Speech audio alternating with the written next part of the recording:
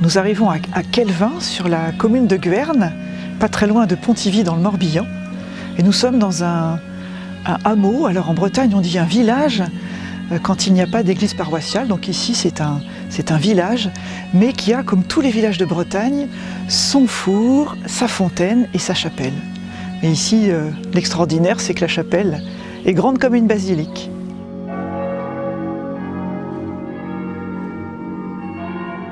Alors pourquoi une si grande chapelle ici? Un indice aurait pu nous mettre la puce à l'oreille. C'est le mot de Kelvin, en breton Keluen, qui veut dire la montagne blanche ou bien le sanctuaire de la Blanche, c'est-à-dire un lieu dédié à Marie. Sans doute sur un site antique sacré. Parce qu'ici se rencontrent les 4 éléments. Nous sommes sur une hauteur, une colline, donc c'est la terre, d'où nous prenons le vent, c'est l'air. Et puis le jour du pardon, donc la grande fête patronale, un ange va descendre du clocher pour allumer le feu de joie, le feu sacré.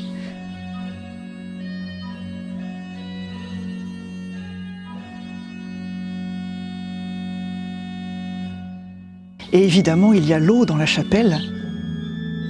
À l'intérieur, une pierre posée au sol indique, par l'imbrication de plusieurs triangles, la confluence de 3 rivières souterraines.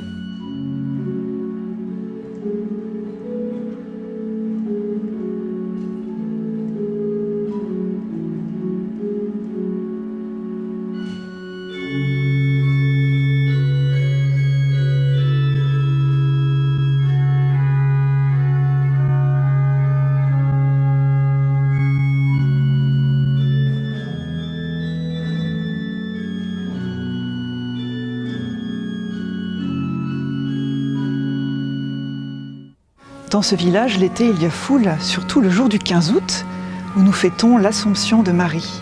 Et donc où l'ange va venir allumer le feu, on va sortir la Vierge pour une procession.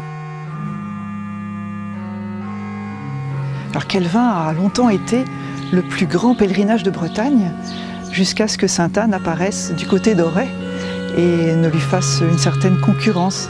Et Sainte-Anne étant la mère de la Vierge, elles vont s'arranger.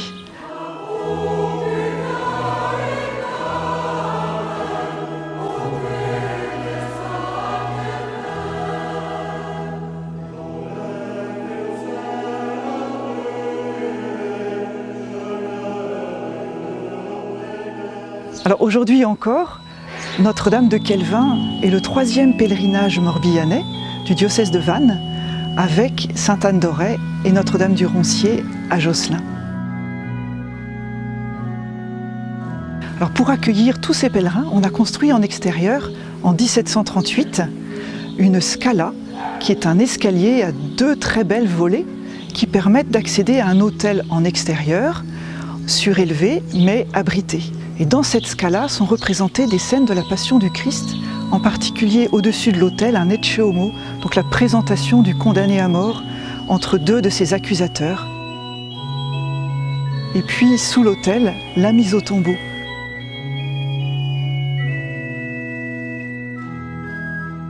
Donc 2 scènes très symboliques, évidemment en lien avec le sacrement de l'Eucharistie qui est célébré là. À l'intérieur de la chapelle, on voit en particulier un grand vitrail du XVIe siècle qui illustre des extraits du texte de l'Apocalypse qu'on lit justement le jour du 15 août.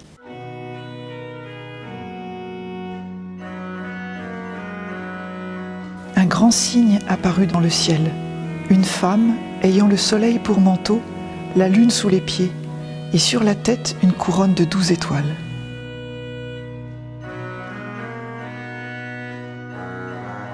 Et un peu plus loin, le texte dit encore « Elle mit au monde un fils, un enfant mâle, celui qui sera le berger de toutes les nations, les conduisant avec un sceptre de fer. » Alors on voit bien sur le vitrail cette femme qui tient l'enfant dans ses bras. C'est Marie, habillée de soleil, avec la lune sous les pieds. Elle est au sommet d'un arbre habité de rois, qui sont les ancêtres de Jésus. Et la racine de cet arbre s'appelle Jessé. Comme les prophètes l'avaient dit, Jésus devait naître de sa lignée. Un détail encore, on voit que Marie porte une couronne. C'est important, cette couronne, car si Marie a porté en son sein Jésus, le roi et le sauveur du monde, alors naturellement elle est reine.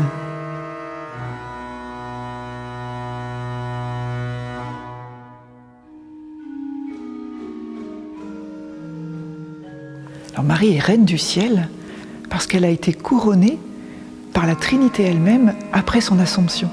C'est ce que représente un très bel albâtre du XVe siècle qui est conservé aussi dans la chapelle.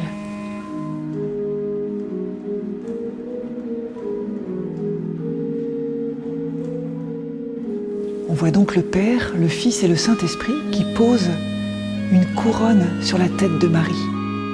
Et elle est habillée de soleil comme sur le vitrail.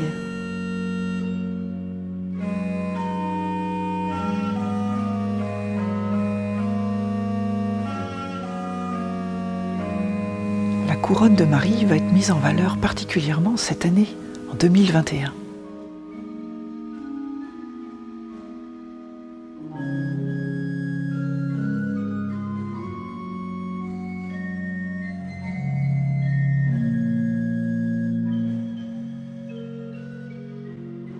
La chapelle de Kelvin renferme beaucoup de trésors. Il y a un orgue de 1709, un bateau ex-voto absolument monumental,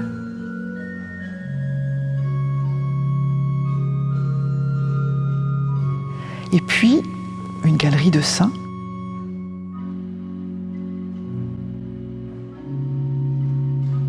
Dont certains avec des animaux, Saint Roch et son chien, Saint Hervé et son loup, Saint Georges et son dragon. Mais parmi toutes ces œuvres, la plus importante, c'est la Vierge qui donne son nom à la chapelle.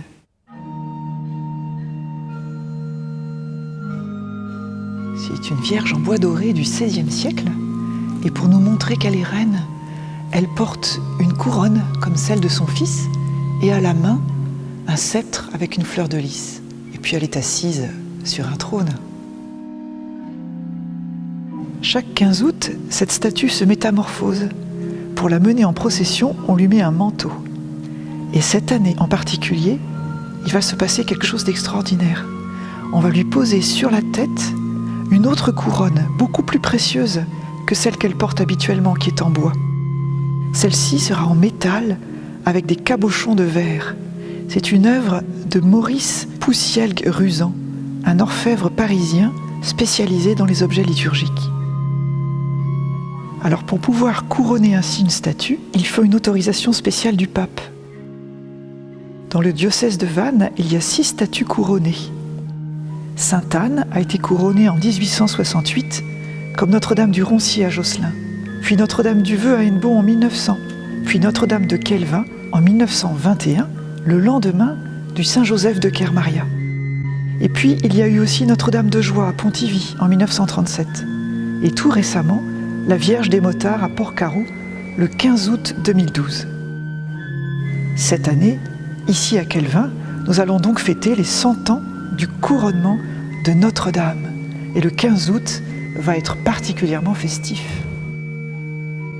Il va se passer une autre chose extraordinaire. On va ouvrir la statue.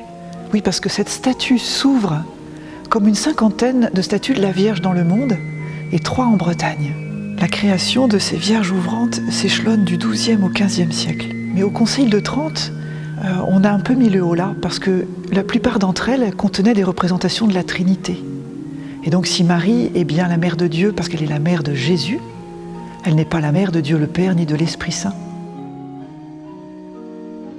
Celle de Kelvin, heureusement, est toujours autorisée parce que les scènes représentées à l'intérieur concernent Jésus. Alors on peut toujours l'ouvrir.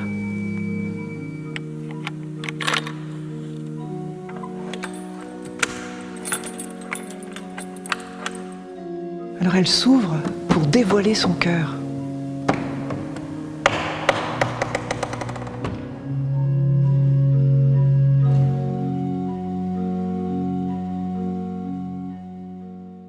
On y voit 3 scènes de la Passion qui sont au centre.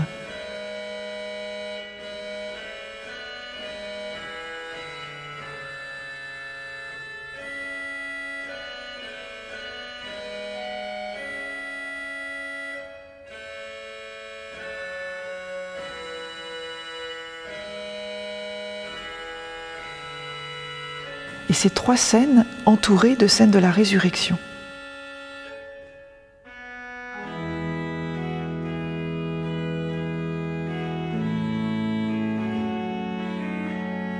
C'est bien ce même corps de Jésus que Marie a conçu, enfanté, nourri et qui est mort et ressuscité. On peut dire aussi qu'avec son cœur de mère, elle a vécu très intimement la mort et la résurrection de son Fils.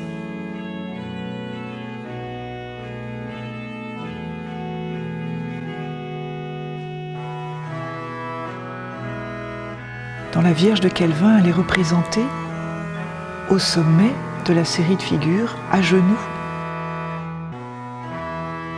Elle apparaît au pied de son Fils en gloire, parce qu'elle intercède pour tous les hommes.